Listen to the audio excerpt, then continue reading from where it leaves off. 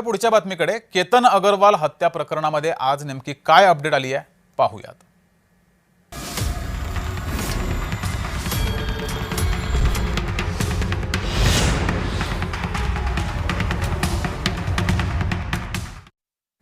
तर पुण्यातील व्यावसायी केतन अगरवाल हत्या प्रकरणाच्या तपासात दररोज नवे धक्कादायक तपशील हे समोर येत आहेत।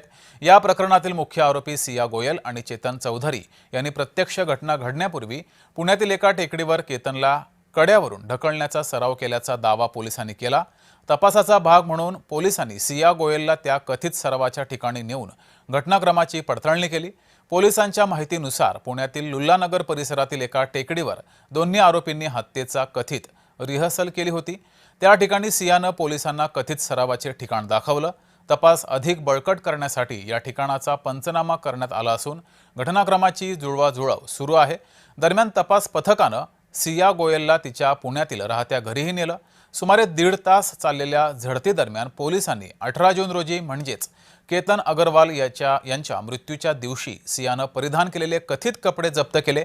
हे कपडे न्यायवैद्यक तपासणीसाठी पाठवले जाणार असून त्यातून महत्त्वाचे पुरावे मिळण्याची शक्यता तपास यंत्रणेला आहे।